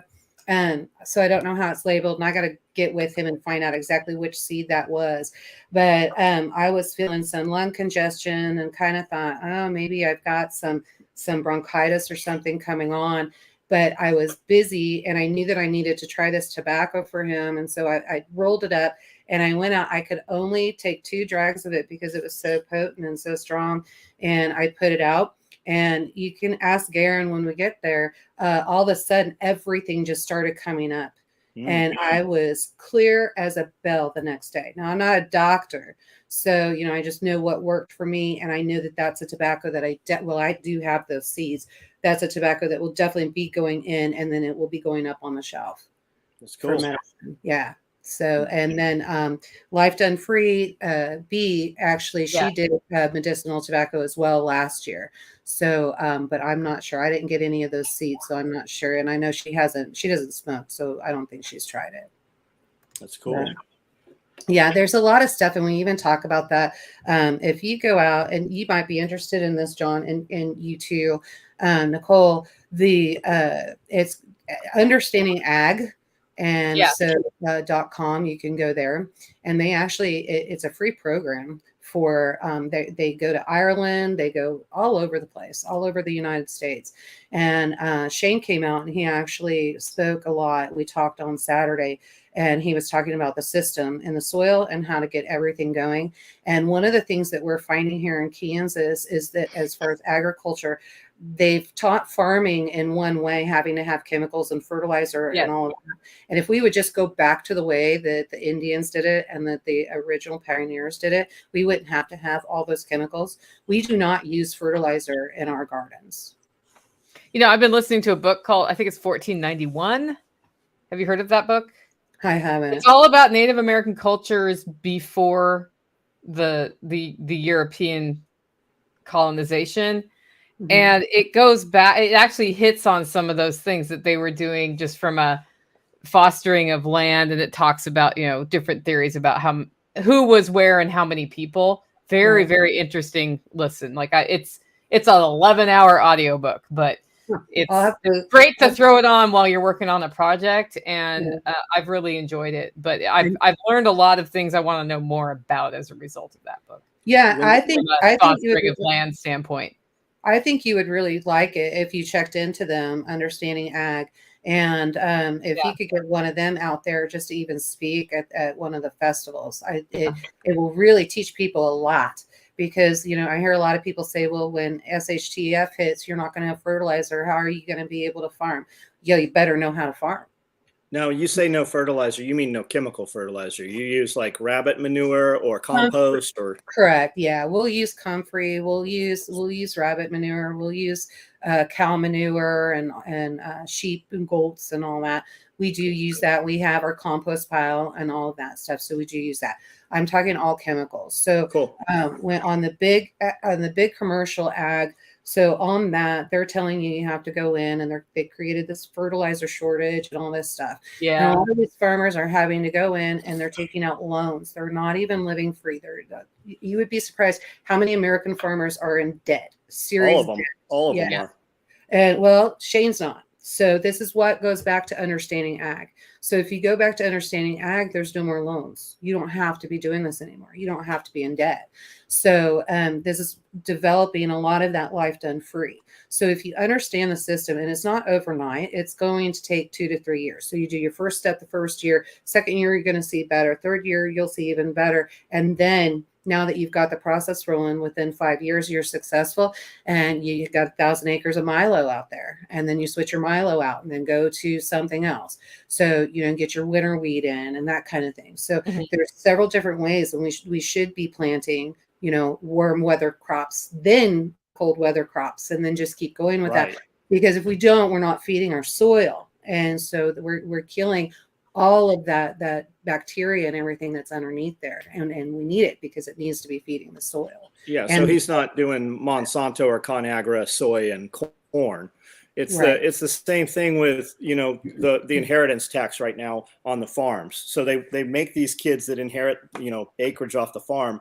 They have to sell part of the acreage to pay the inheritance tax and just to keep it going. It's about taking away generational wealth. And it's all, I mean, they're all owned by Bayer. It's the same thing that happened like with the lions in Africa, right? When they closed down and made it hard to bring trophies back, people stopped hunting lions. You know what's in those game reserves right now? Monsanto row crops are over there. All those lions, they flew around in helicopters and killed all those lions, and they killed all of those elephants. And that whole area where Cecil the lion was, that's all Monsanto. That's all ConAgra right there. Well, and it's getting bad here. So in our county, there was some commissioners that are taking bribes is what they're doing. And so there's a solar company, that commercial solar, that wants to come in, and they're literally trying to claim, what they want to claim is easement on farmland. And they want all these big commercial, I mean, it will just be acres and acres and acres of solar panels. It's the most disgusting thing I've ever seen in my life. And, you know, you want a couple solar panels for your house, great. I approve of that. We're doing it here. We want to make it bigger. We've got solar panels stored over at tags. We'll get everything in and get that done. So that is a future goal, but it's not going to cover all of my acreage. It's going to supply what I need. So if you want to do it individually for that, that's fine. But why should I give up my farmland for you to put solar panels on so that you're making money and paying me back 2 cents a month? Have you seen the videos of the big solar farms where the sun reflects off like a laser? Birds are flying over and it literally like smokes them. Oh, wow. Yeah, this is insane. So, and it's just one thing right after the other. And it's just like Ed said, we'll destroy ourselves before we destroy the earth. Yeah. Sean always says it's not a good idea to cut down forests to put up solar panels. That doesn't help the environment, but it's spun like it is. And I always, you know, that's true. I've seen people do it. You got to cut the trees down so the sun will hit them, or else the sun won't hit them. Yep. So that's that's part of the design, right? We want to push everybody from the boonies. Like I even hear audio from the 60s, right? Push them to the coast, and they want to make them rewilding zones, right? Why? So that's their park and that's their playground. You will live on the coast. You will entertain, you will educate, you will work all within, 1,000 feet of your residence. So you don't need a vehicle, and you'll have a passport to go out to the elite's playground. But what would you put out there, right? There's no skyscrapers in the middle of nowhere to block your solar panels. Right. Yeah, I don't know. It's crazy. It's just the way that everything goes. You always think that you're ahead of the game, and then, here they catch up, and then you got to get ahead of the game again. So, it's just a constant battle. I don't know. I think it's important to be aware of it, have the conversations, educate other people about it, and then just put your time into what you can control. If we think that society is going to collapse or evil things are about to happen, wouldn't it be a lot better off for you if you had a lot more money, on the way there? Yeah, well, that and really assets. So we're finding so what we're finding is we turn that cash into assets, and then have those assets. We got something to barter with, and we barter all the time. And so, like, I've got 30 meat chickens that I will not have to raise. I don't have to see them. I don't have to pick them up from the post office. And so I have somebody else that is growing those for me, and in turn, she gets a lamb.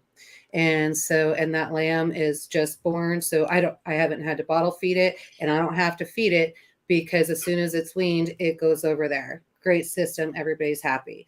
I've got another one for festival. We're going to try some t-shirts since we're demoing. It's My Kitchen, My Rules, and it's got the frying pan and all that. So we're doing a few t-shirts. We just ran 20. So, but we can take orders for more and ship those out if they're a hit. And so she's doing for me. She's doing vinyls for the trailer and for the truck, and she's getting a U. That's cool. Yeah, that is cool. It's swap. Everybody's happy on each end. So why not go ahead and do that if you have the assets, right? That's what I was thinking when you were saying tobacco, right? Everybody's like, I don't need tobacco because marijuana will be everywhere. Well, that's fine. Marijuana probably will be everywhere, but people will want what they can't have, which will be the tobacco. Right. Yeah. Yeah. I keep saying to myself, I want tobacco here, and then I keep not planting it. So that must mean I don't want to grow it yet. If you have anybody that raises cattle around you, I know it's hard to find, but the big blue mineral buckets, you just try growing a little bit in those. If you have high winds, you want to make sure that it's protected, because the wind here will take them right out of those blue buckets. But you can always grow it in the mineral buckets. I mean, I just want it in the land. I just haven't decided where where you want it. I haven't committed. I've said to myself I want to, which isn't a commitment at this point. I want to do a lot of things. on the way up to Paducah through Kentucky, we see tobacco every time we make that drive. Yeah. So in Missouri, we have Weston, and Weston, Missouri, they grow tobacco there, and it's some of the best cigars come out of there. It's just absolutely amazing. In fact, they still have cigar rolling competitions, and they've got this great big, huge, I forget what you call it, humidor, walk-in humidor, and you can watch them make the cigars, and then you can go in and pick what you want and all of that. And it's pretty neat. So you just go down and go to where they make all the liquor, and then go pick up a cigar. You can hit all your vices in one trip. Just get it all. It's just we call it a good girls' weekend. Stop for some cheesecake along the way. Actually, there's a great French restaurant there. Yeah. So guys, this is a really good example of something that I find it hard to explain about things like the Self Reliance Festival, which is this conversation that was happening has nothing to do with what Angela's speaking about, right? We just started talking about all of these things, and I learned a ton just in this small amount of time. Those are the conversations you're missing when you don't come to Self Reliance Festival. Yeah. Having I didn't even know Angela until like about a year ago. Yeah, I think it was that we met. September. Back to the Land was that September? Yeah. August, somewhere in there. And now it's like, hey, my friend just hopped in on this live stream because she gets it, right? So if you have not gotten your tickets yet, it's $75 now until the 22nd of February. That's selfreliancefestival.com/tickets. And I wanted to highlight the speakers today because I want people to know how cool it's going to be there from a content standpoint, and it is. But conversations like this are actually the real reason to go. That's the best explanation I can make of that. And you, Angela, you illustrated it really well because we talked about tobacco, we talked about solar panels, we talked about the Ohio train through. Like, think about everything we covered today. Yeah, no, it'll be great. And we hope to see everybody out at Self Reliance Festival. And we're going to get with Lonnie and see, we've got an event stove, a 6-burner that we're going to bring out. And, sweet. And we'll do some demonstrations. People are just, fear creates paralyzation, right? And so they won't use a pressure canner. We'll have that demonstrated out there. I think we're going to do spaghetti sauce with noodles in it that everybody thinks they cannot can. So we're going to do that, both water bath and pressure can.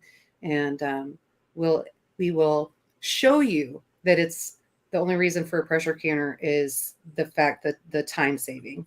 That's it. It's cool. Yeah. Yep. Have you ever just put a pressure canner on until it popped just to see what happens when you don't pay attention? I have never seen a pressure canner just pop. So, will they even pop anymore? They have they have safety features built in. Yeah. So unless you override those, they will not explode. And the biggest fear when I'm teaching canning that comes up is that the pressure canner is going to explode. You know where that came from? That came from grandma's. That came from grandma's. Great-grandma. And that was, we were doing a chicken butchering weekend and over at the neighbors. And so we butchered, gosh, there must have been 100 chickens, and they would cut them all up. And I was giving a canning class to them to show them how to can the chicken. And so we're putting all that chicken in there and everything else. Well, all of a sudden, great grandma's canners started showing up. And then brand new canners started showing up. And luckily I had all my canners too, because I didn't realize there was going to be that many chickens. And so we put everything on, and I just showed everybody, like, all of these are still usable. And so what it was with great grandma's pressure canner, it will not open until it is cooled down. And if it's not completely cooled down and there's still some heat in there and you go to open it, that's what the problem is. Yeah, the stuff will shoot out. Yeah. So and so there's a plug that blows if the pressure gets too high. And so if that plug is blocked, it actually will blow up and send shrapnel places that you don't want shrapnel. I mean, do you ever want shrapnel anywhere? But so that's the other thing that they're afraid of. But if you open, it's the same with the Instant Pot, right? People online are like, this is the most dangerous thing ever because I finished cooking, let the steam off, opened it, and everything inside blew up in my face and I had 2nd-degree burns. Yes, because your face was over a pot you were opening that was hot, first of all. And secondly, you're not supposed to do that. My biggest pet peeve. Who in the world opens a pan lid?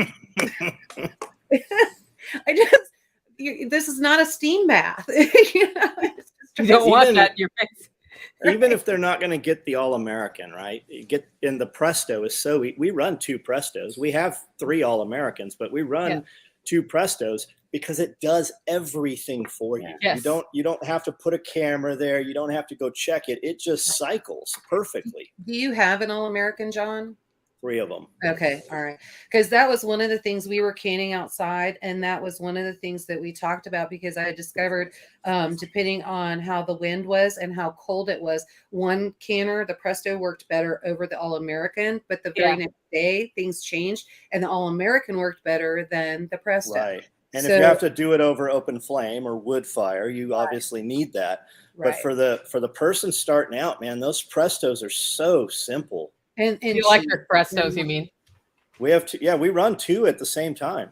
I like my Prestos. So I've got Prestos, and because I teach so much, I have a lot of people when they have them, they're not using them anymore. They give them to me. And so then I can clean them up, make sure that they're take them up to the extension office and they check the gauges and I make sure everything is working. And then that way, when somebody comes to me and they say, I want to learn how to can, but I can't afford a canner, I can go, here's a canner. Now I want to see you can. And, and I know I'm kind of one of those, I'm up front and I just speak. And so there was somebody I was waiting for them to use the canner. And I finally said, hey, I gave you 2 canners. Where, how come I haven't seen you can anything? And so the very next week, another couple went over, Hacks from the Homestead went over there, helped her, showed her through the canning, and now she's addicted. She's canning all the time. This is what that's for. And so you have to get over the fear. And for if anybody doesn't know what I'm talking, the Presto canner, I'm talking about electric. You just plug these things in. It's literally like electric. you say can this thing and it does. That's a really cool one, and it's better than its competitor. It's the best one. Huh.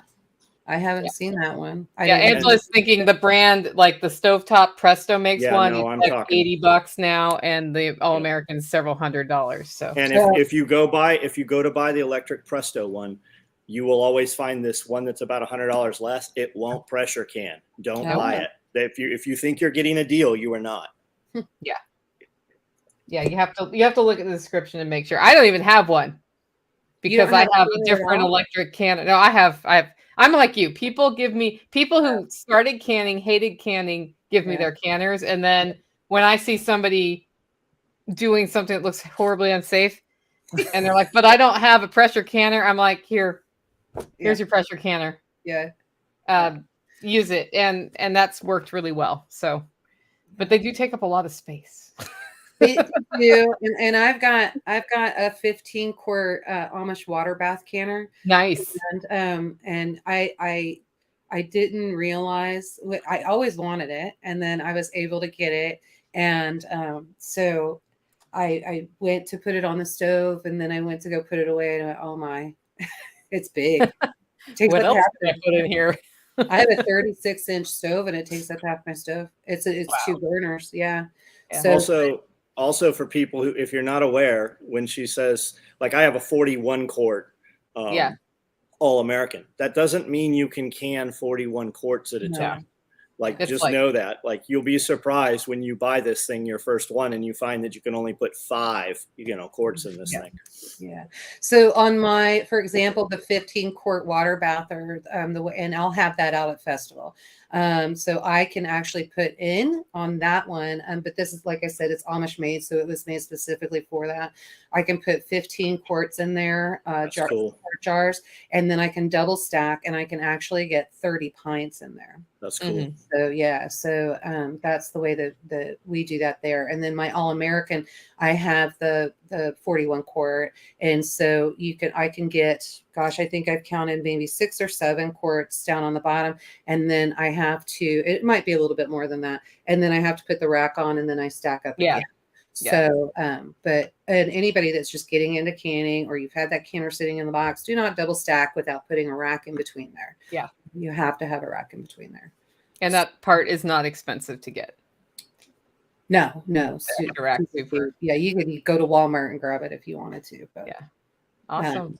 Ace Hardware is usually our go-to, and I keep extra parts on hand all the time because inevitably I can't find a weight somewhere. So so I did this big canning workshop, beef, and there's a designated 2 square inch place where the weight goes in my house for canning.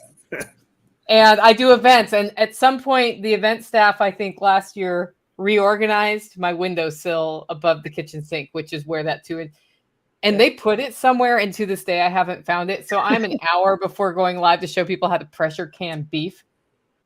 No weight. And and I have 2 backup weights. Those are missing too. I'm like ripping apart the house. Finally, I just drive to Walmart, buy a canner, so I have a weight for the class. And I've got this large, look kind of like a buffet with the top on it and all that stuff. And so I specifically took 1 drawer of that, and the large drawer on the bottom, and that's where all my extras. So anything canning related extra goes in there. Oh, maybe that's where. Okay. Have we just solved the problem for you? You did. I think you did. My commercial meat slicer, the gear is plastic. Isn't that stupid? Why would you put a plastic gear in there? And so Garen ordered 3 for me, but it had to come over from Italy. So it took 2 months. And I went to go do, what was I doing? I think bacon or something like that. And so I went to go slice it, and 5 minutes in, and the gear stuck again. So Tex came over, he gets through it, and he goes, "It's your gear. Where's those extra gears?" And like, I know it's in a drawer somewhere. And so I'm running around, we can't find it, but it might be in there because extra parts. So that makes sense. I probably put it in there. I'll go look. That's the other thing about the Presto electric one. There is not a weight to lose. It's built in. That's crazy. I'm gonna have to check that out. All right, Yeah. guys, I got to jump off of Yeah. here. Can't wait Yeah. to see you at Self Reliance Festival, Angela. Yeah, And we're I will. excited. I'll talk to you guys shortly. Yeah. All right. Bye, John. And thank you for everything. Thanks for the Awesome. encouragement. Yeah. Thanks for being here. Yeah. Guys, do us a favor and follow all the people you saw today. We had Shit Hits the Fan Fitness. We have Grumpy Acres Farm. We had Joel Riles from Fortress Canine and Ed Hubble from the Iridium Group. Go give those guys a follow today, and hopefully we'll see you at the Self Reliance Festival. Early bird tickets are $75 till February 22nd. Thank you so much for joining us. Thanks. Thanks for having me, Nicole. Appreciate Bye. it. Thanks for joining. Bye. All right. Bye.